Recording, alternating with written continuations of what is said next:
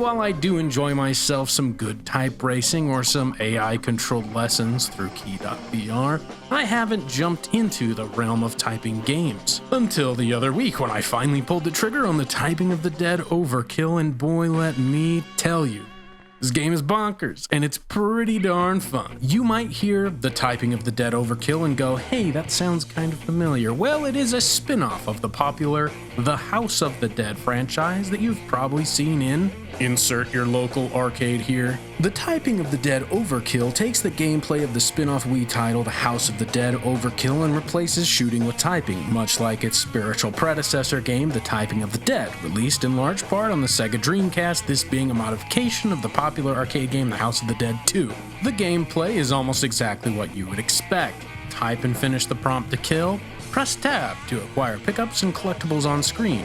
The difficulty changes the length of the prompts, which can go from one word to almost a full-on sentence of 50 characters or more. On top of that, you have Hardcore, which unlocks after your first playthrough, and that makes it so that if you type the wrong character at any point in the prompt, it's reset to a new word or phrase and you have to start over. The difficulty can get brutal quick. I can't say that the gameplay is crazy, new, or refreshing, because I'm not sure it brings anything to the table that you wouldn't expect from a game built around typing skills. That, and I'm not necessarily an expert in this genre of games. Though, I will admit I was caught off guard and amused by the fact that each character typed equates to an ear-crushing shot from a gun. Now, you'd think that this would be annoying, but there's something so satisfying about destroying long prompts at 90 plus words per minute to decimate 1 to 4 poor zombies on screen.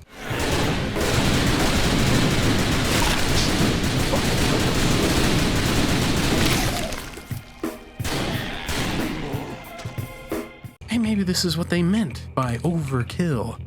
Anyway, it truly summons the brain chemicals when you get into a nice rhythm and shoot what's on screen into dust. I think this game's primary audience will be people who want a typing game, of course, but what if you were to stay for the wacky story? Well, you follow Agent G and Detective Isaac Washington in their hunt for the evil Papa Caesar, who gets his kicks not by creating pizzas, but by creating the mutated abominations ringing in the apocalypse. Perhaps this is what the real Papa is foreseeing when he said it. The day of reckoning will come. Stay tuned. This story takes us through 9 different stages, and along the way the boys meet Varla Guns and Candy Striper, who also have the Papa on their hit list. Though, they're in it more for revenge, as Papa is largely responsible for the mutation and death of Jasper Guns. The lads and ladies split up, and you alternate playing stages with each of them as they chase down the Papa. As they adventure, you'll hear their own predetermined quippy one-liners and thoughts that they spill as you ride the rails of each stage. I'm gonna amputate your head. Guess that makes me a doctor. Which always culminates in a boss. The writing is pretty funny and dials into zombie tropes and all sorts of bizarre ideas surrounding them. The writers seem to know that it's a wacky universe not to be taken seriously, so they seem to have some fun with it. Tonight, you have been admitted to Bayou County General. Your symptoms? Cold sweats, irregular heartbeat, anxiety. The diagnosis? Bleeding horror that cuts like a scalpel to the heart.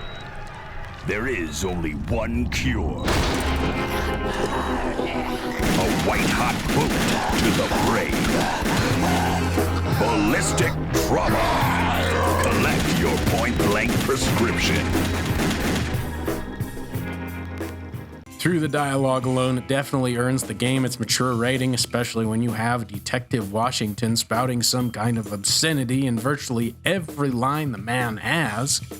But even if that wasn't a factor, the gore does its fair share of mature work too. Really though, it's hard for me to notice either of these things during the game when I'm actively trying to type as fast and as accurately as I can, being completely focused on those little yellow boxes. But anyway, I'm impressed that each of the stages are so different with their theming and set pieces. You have manor, club and bar, hospital, circus, swamp, meat, storehouse, train, prison, etc.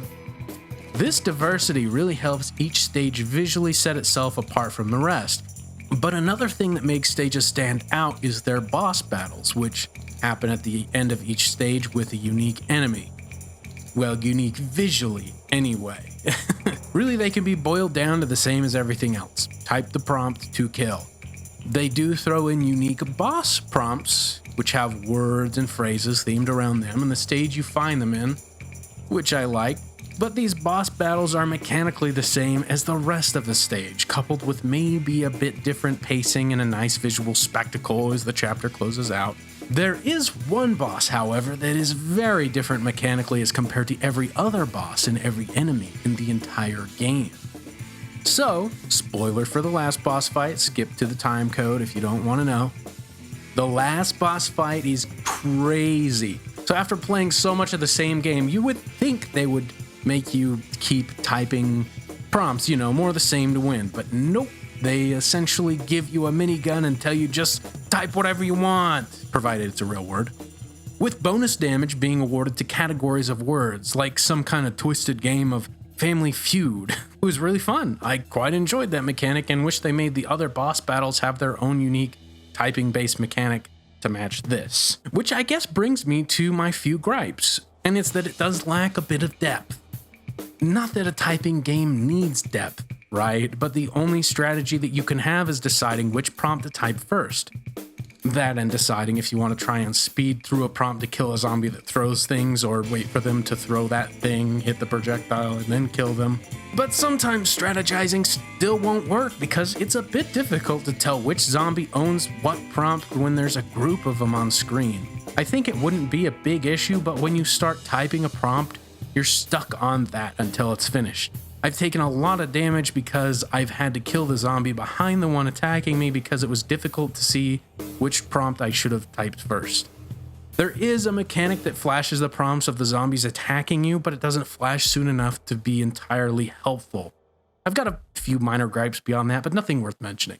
Anyway, where was I? So beyond beating the game, the DLC that this game has, it's not necessarily DLC in the normal sense, but rather it adds the ability to toggle on alternate dictionaries for the zombie prompts to pull from.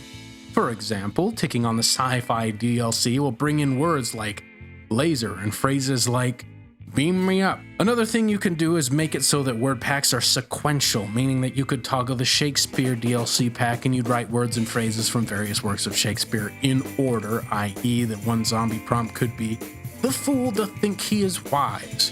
And the next prompt would then be, but the wise man knows himself to be a fool. If the pre-installed packs don't suit your fancy though, it has Steam Workshop support, meaning you can add any community DLC or dictionary at the touch of a few buttons.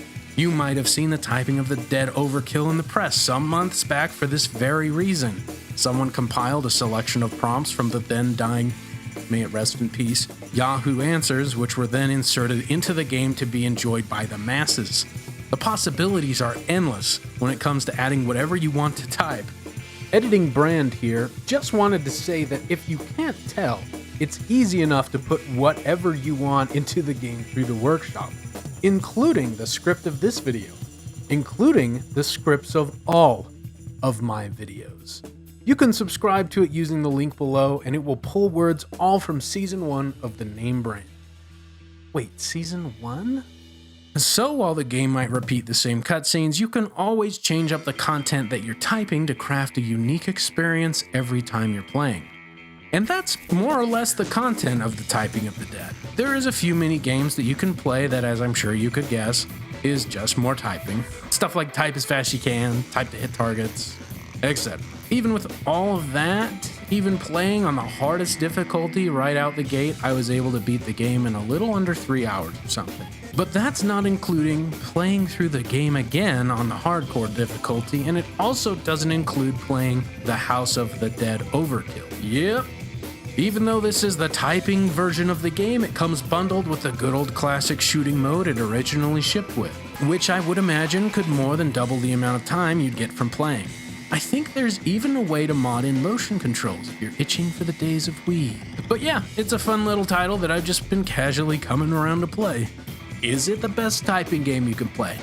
The best zombie game you can play? The best shooting on rails game you can play? No, probably not. but for being one that I picked up at the price of $3 USD. I definitely call this a name brand title. It's been a fun time, and I've definitely been amused for the length of it and then some. It balances game and typing learning software pretty well, and is entertaining every time I pop it open. A nice way to get warmed up for my workday. If you're interested in this game, you might notice that SEGA has maybe forgotten to put it on sale since 2017. Listen, it's not worth $20. I paid for the Steam key of this game through cdkeys.com. Get the key. Pay the site with PayPal to be safe. And just know that nothing weird has happened to me since I have done this, alright? cdkeys.com is not a sponsor, by the way. Like and subscribe if you enjoyed, and become a connoisseur.